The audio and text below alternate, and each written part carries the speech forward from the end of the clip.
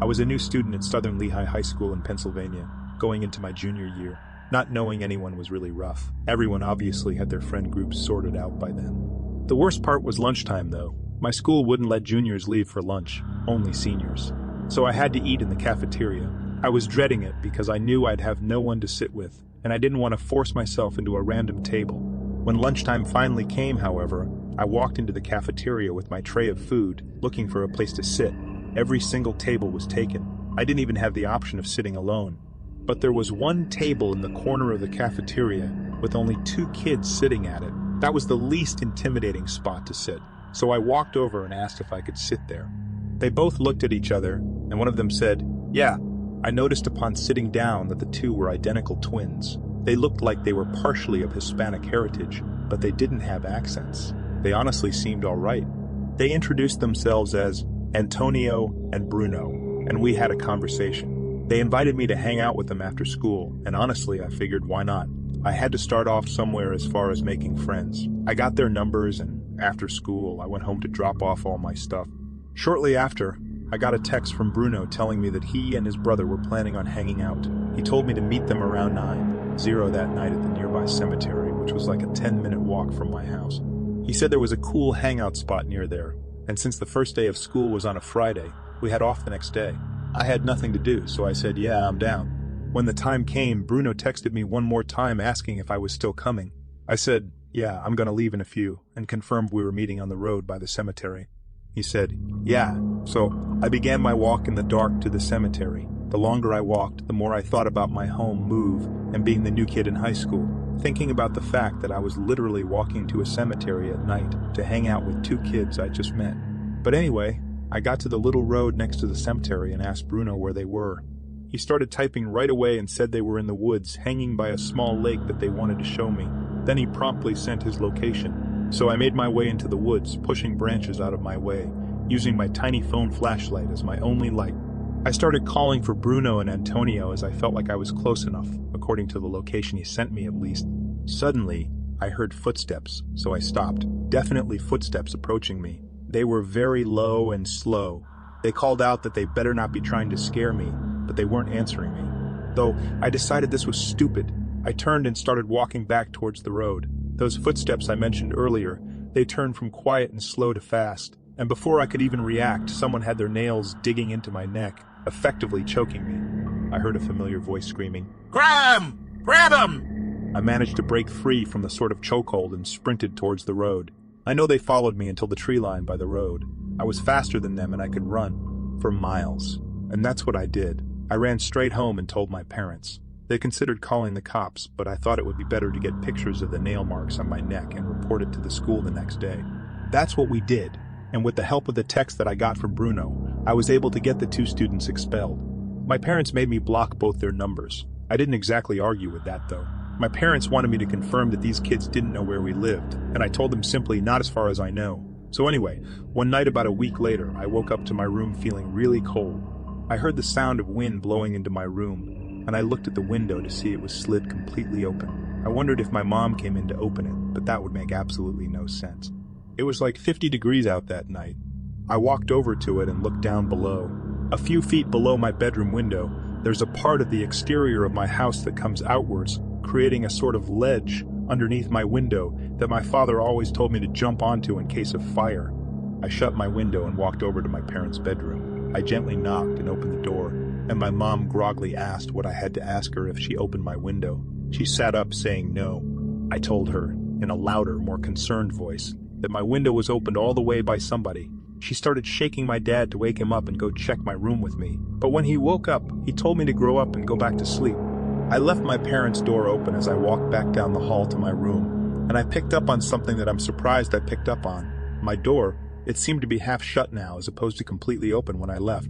I pushed the door open just a little bit so I could get a look through the crack and see if, someone was behind the door. Even though I had the thought of the possibility, I never could have actually expected to see it.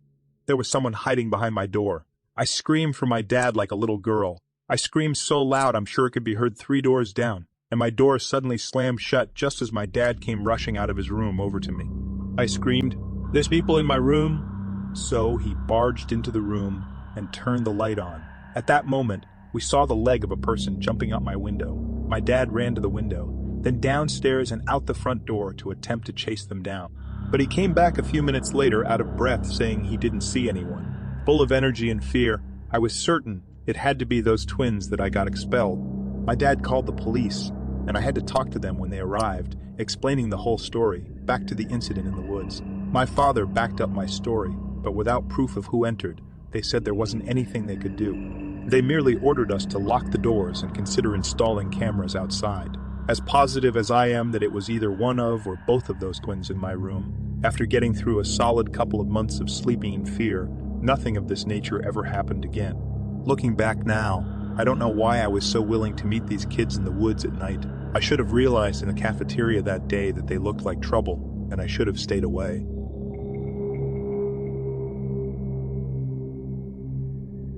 I used to be in the Darien School District in Connecticut during my middle and high school days. It was a wealthier district, and a lot of field trips were offered to the students. I was a member of the chorus, and every year we took at least 1 or 2 optional field trips as a class.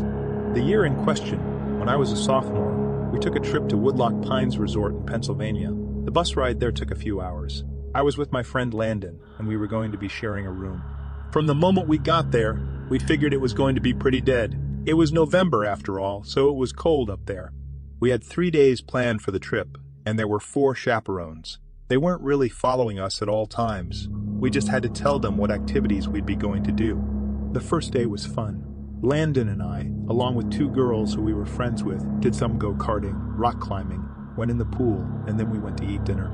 After dinner, we went back to our room and just hung out for a while. For the record, not all the students were able to get rooms next to each other. The room was ground level, and there was a clear sliding door that provided a view of the lake down the hill.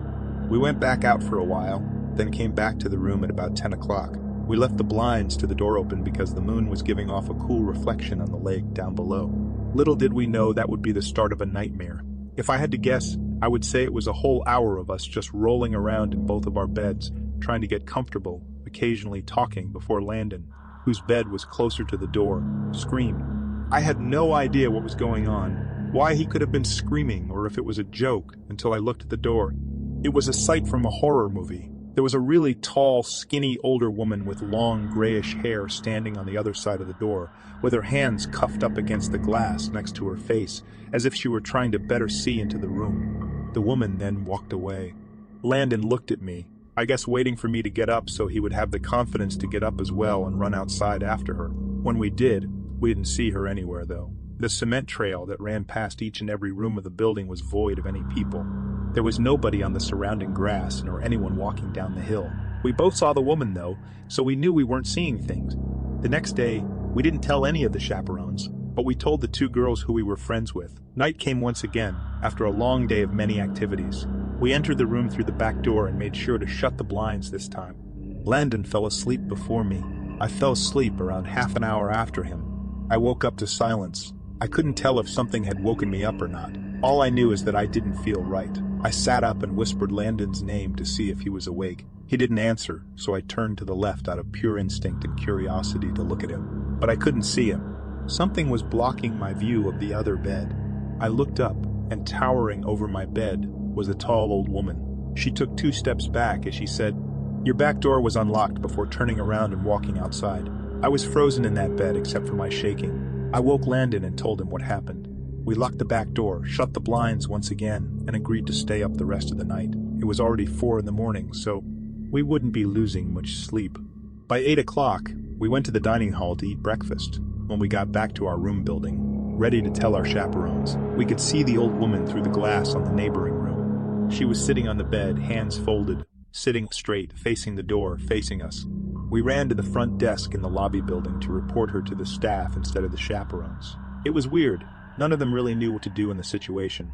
Eventually, we persuaded them to come to the woman's room with us. There, they found a woman sitting in the same position, along with an older man sitting on the other bed, looking up at them as they entered. Apparently, the woman had some kind of mental disorders, but the man wasn't all there either. There was something very off-putting about him, and they just weren't the kinds of people that you'd expect to see at a family-friendly resort. The staff wouldn't kick the 2 out like we hoped, though, so we told our chaperones. Long story short, after a lot of arguing between chaperones and staff, we had to end the trip early, and we all went home. Landon and I were just happy to get out of there,